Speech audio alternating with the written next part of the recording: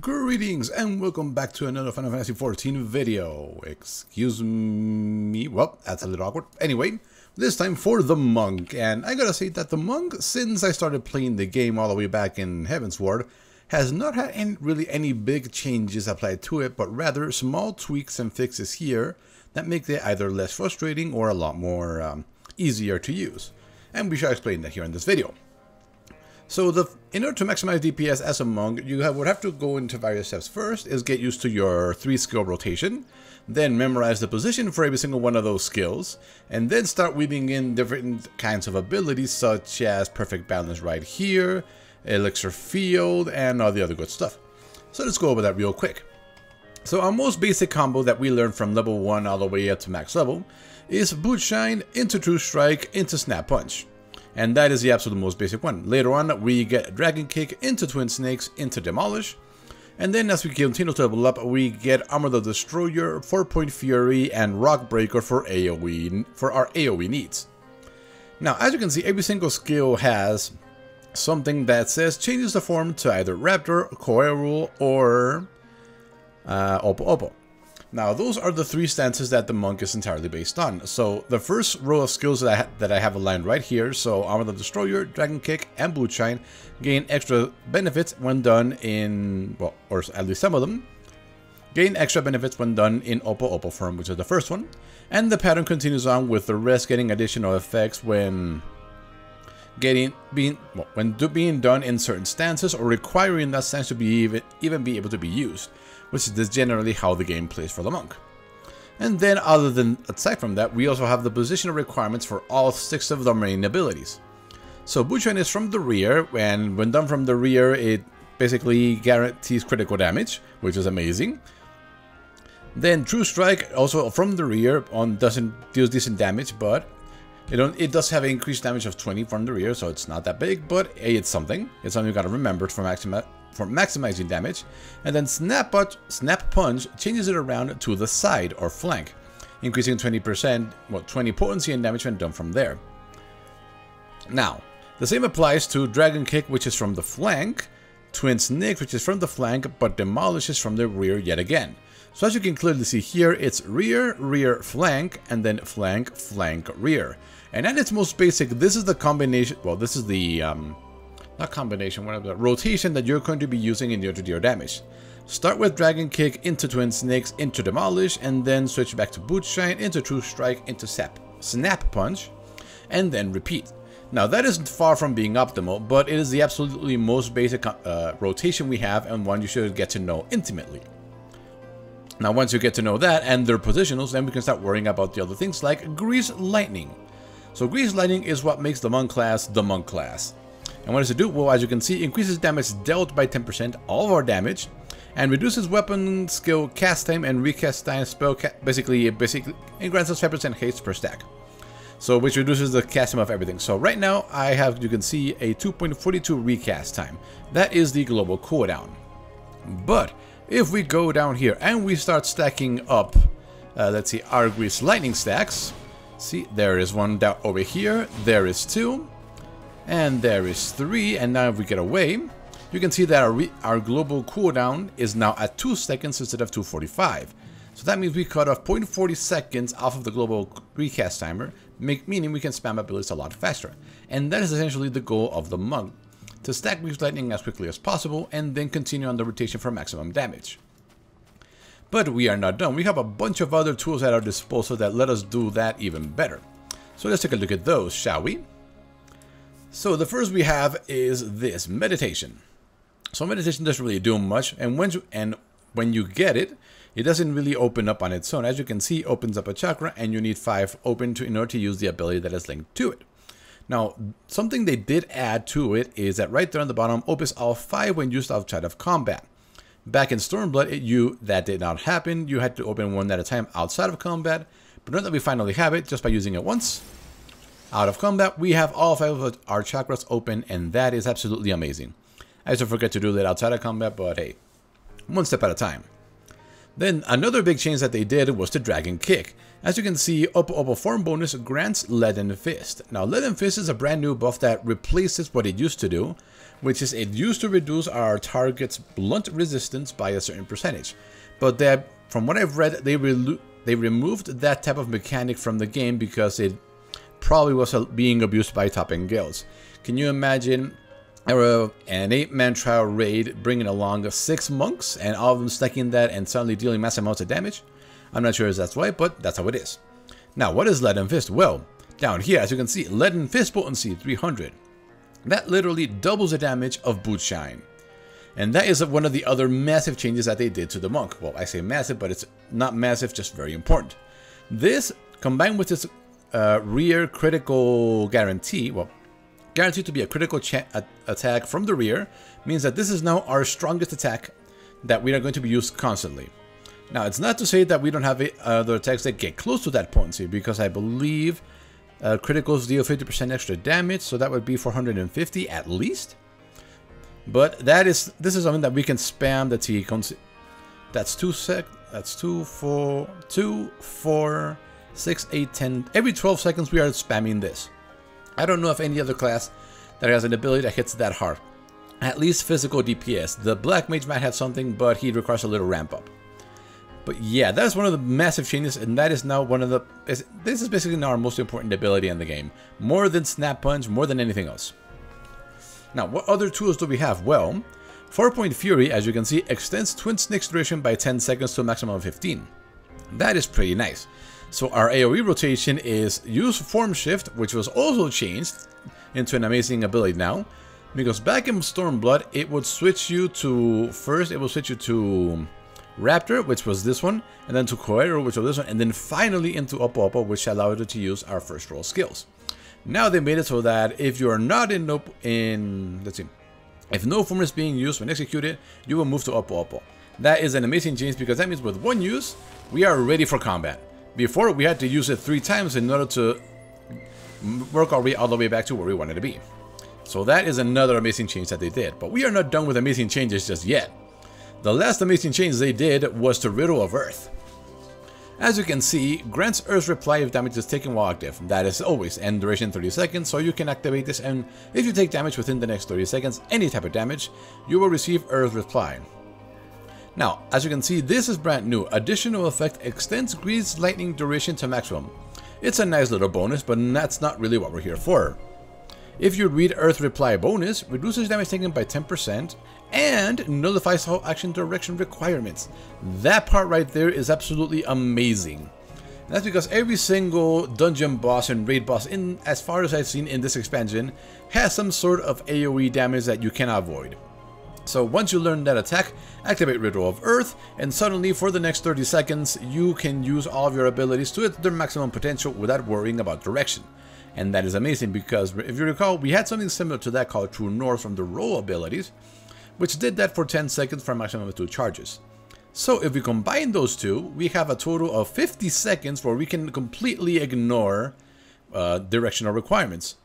So if you can manipulate the fight in figuring out when it comes, so as you can see, the charge time is 45 seconds on this. So start with True North, and once it wears off, True North again, and then have Riddle of Earth be triggered. And then by the time it wears off, this will be ready again. So it's a little fun to do that, but yeah, that's one of the more amazing things that they did. Using that in dungeons really feels nice. So we already talked about that. We talked about the big changes. So what new abilities did we get? Well, unfortunately, we didn't get anything particularly fun. We got Enhanced Fist of Fire as a trait, which increases its damage bonus to 10%. It sounds good, but it's okay. You'll understand why once you get to Riddle of Wind. Deep Meditation was definitely boosted to be 70% chance to open the Chakra instead of 50, which is amazing. Especially when you take into consideration that Bootshine is a guaranteed critical from the back, so this means you get to use Chakras a lot more often than we used to. And lastly, Riddle of Wind allows the stacking of a 4th Grease Lightning. This is absolutely where you want to be. So based on this, do we use Fist of Fire or Fist of Wind? Well, the answer is you want to be in Fist of Wind, but if you want to absolutely maximize DPS down to the minimum percentile, you start with Fist of Fire, and once you are about to use their 4th finisher ability that would grant you a stack of Greased Lightning, you trigger Fist of Wind, use the ability, and now you have your 4 stacks. That is the absolute maximization you can do there. I am too lazy to do that, so I just stay in Fist of Wind the entire time, and I leave it there, because I don't want to deal with any more than I already have to deal with. So what other fun abilities did we get? Well, let's take a look. So we got Enlightenment. This is another Chakra user. It deals 220 to all enemies in a line in front of us. It's really not that far off, unfortunately. So I'm pretty much right on top of it, and it's only going to hit this secondary target dummy right there. Let's get into combat, and as you can see, it's got a limited range, but considering how much AoE pulls happen in dungeons, it is definitely more than enough. So let's see if we can get out of combat. Now, what other ability did we get? Well, we also got something called Anatman. So this, as you can see, halts the expiration of Grease Lightning and your present form. That alone is amazing. Oh yeah, I also forgot to mention that form shift.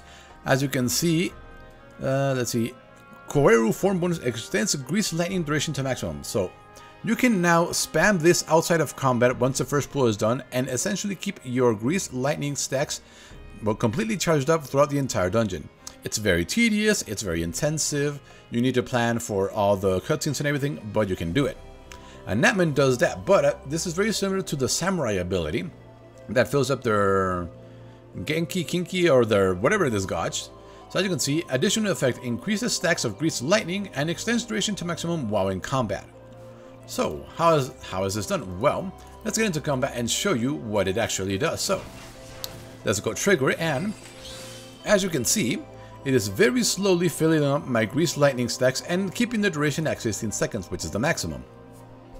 So what is the use of this thing if we can't use it in combat because it goes away once we even move or even change direction? Well, the answer to that is because this is to be used when the bosses are going away from the scenario, well, from the combat arena, and you can no longer punch them.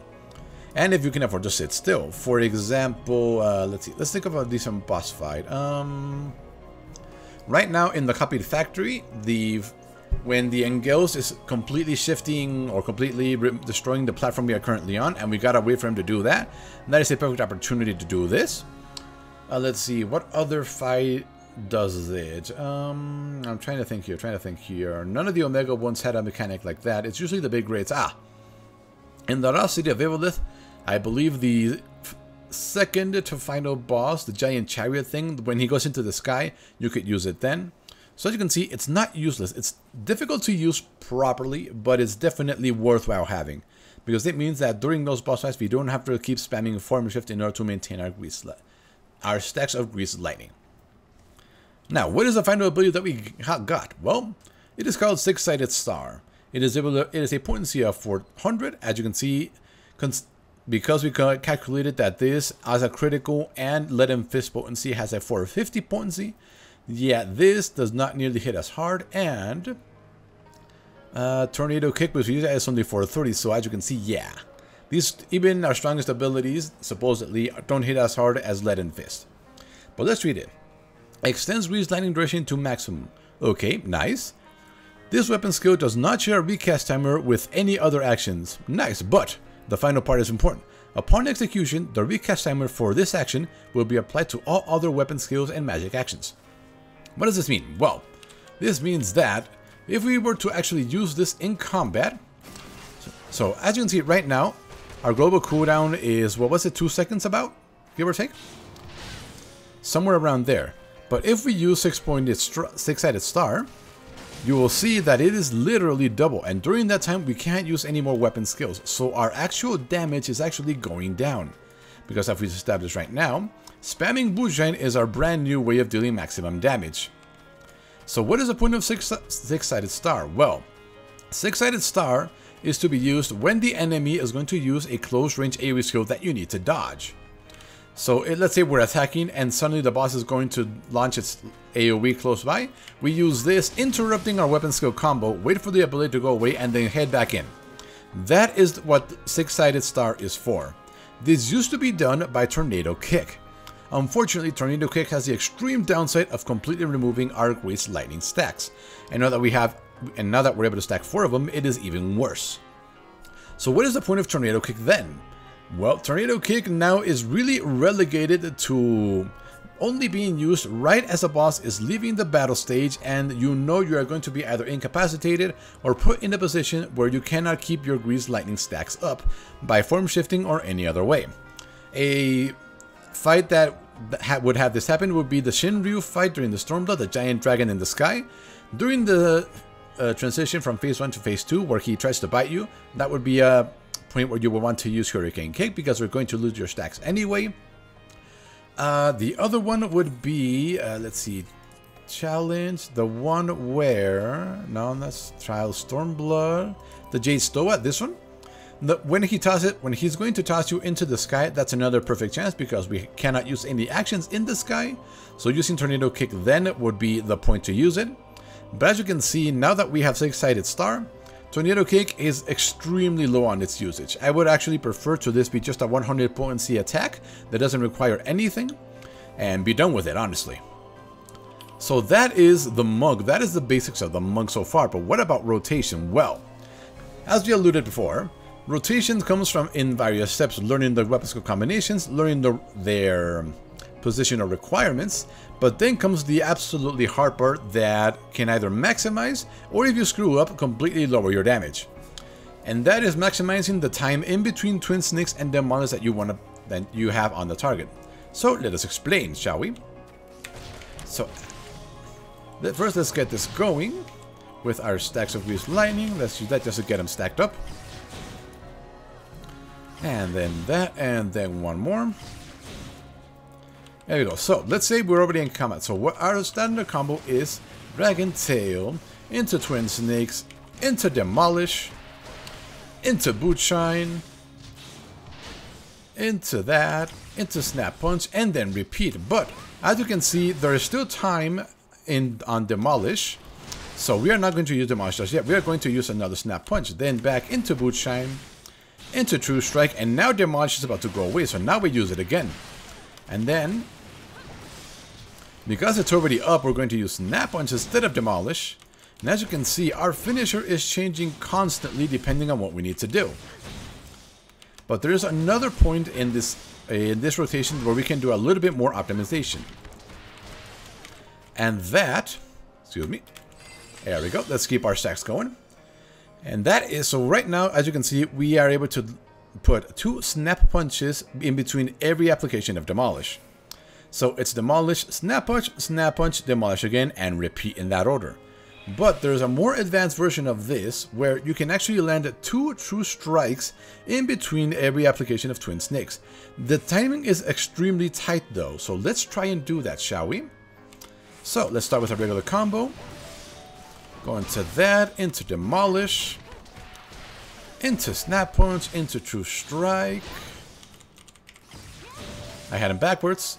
So as you can see there, another True Strike into Snap Punch, and their Bootshine. As you can see, we just lost our buff there.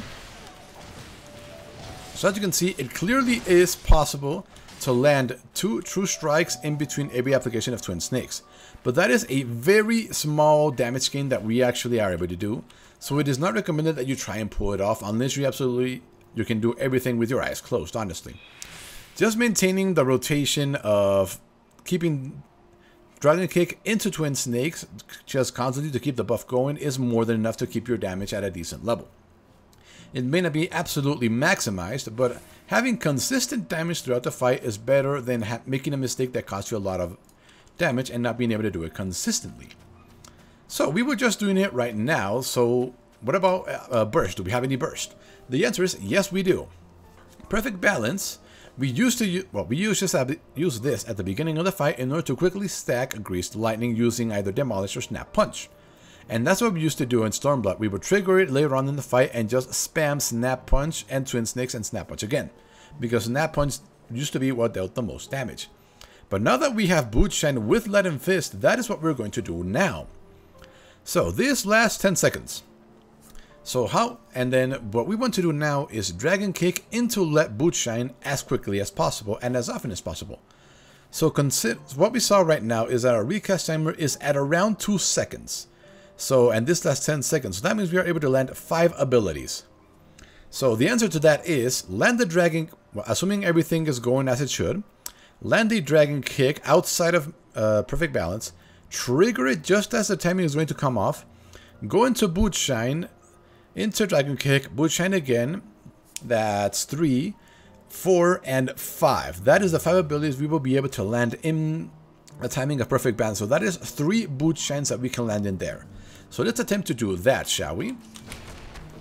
We don't want to waste our Perfect Balance right now because we're trying to demonstrate how to use it properly. So give me a few seconds while I charge up my stacks of Grease Lightning. Now we gotta do this again. Doesn't really matter how we do it. Let's just get them. 217, 205, and then with the 4 stack that we can now have, there it is, 193. So that is a very close timing to the 2 seconds that we were calculating right now. So let's do it now, shall we?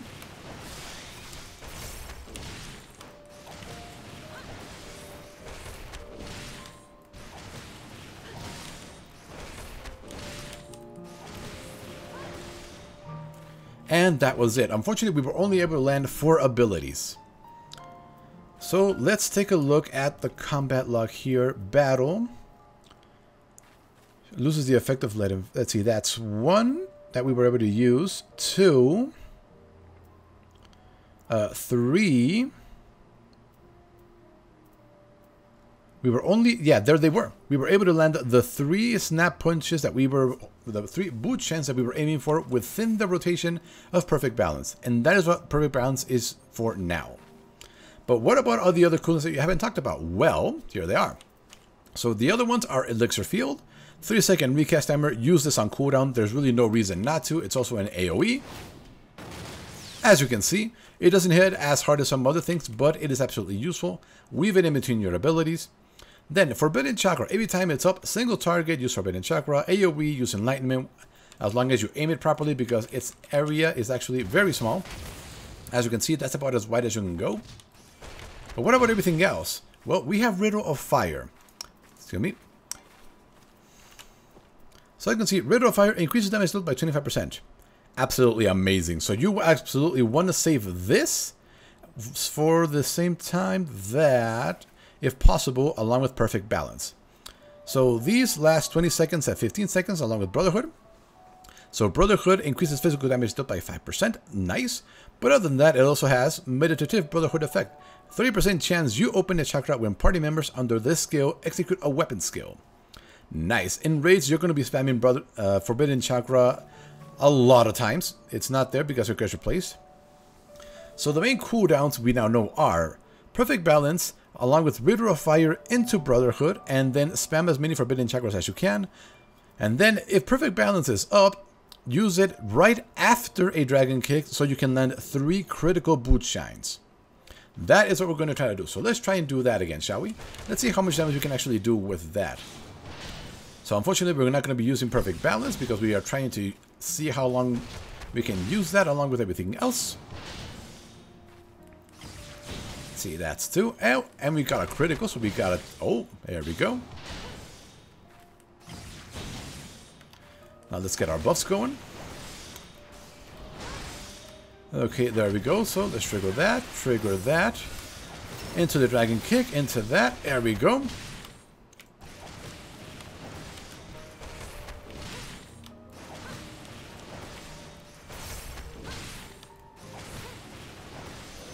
So as you can see, the damage from Boot Shine is monstrous, especially when combined with all the other damage buffs. And now imagine if you actually get targeted by a Dragoon and get given the left eye, and then get given the damage amplification of a Dancer. And yeah, as you can see, the Monk is capable of dealing immense amounts of damage. It's just that we have a lot of positional requirements on the fight. But, thanks to Riddle of Earth and True North from the roll abilities, we now have a way of actually dealing maximum damage throughout any phase of the fight if we can actually react to what we're doing in the fight and get our Riddle of Earth procced. So yeah, really, that really is all there is to say about the Monk. It's easy to learn, hard to master, and maximizing the damage done during Perfect Balance is crucial for maximizing our damage. Also, Forbidden Chakra, we want to use that as often as it comes up, but this is entirely based on luck. So what are we... actually, yeah, that really is all there is to it. So current stats, skill speed. So as you can see, my gear is pretty crappy right now. It's just the dungeon gear I've been able to get so far, except for this, which is kind of okay-ish. So as you can see, damage from the monk can definitely scale you up very quickly, but you definitely need to know how to apply it. So yeah, the monk. I don't think I have anything else that could be said in order to improve it. Just all that's left to do, just like in any real martial arts, is practice, practice, practice. Hopefully you find this useful, and we will see you next time.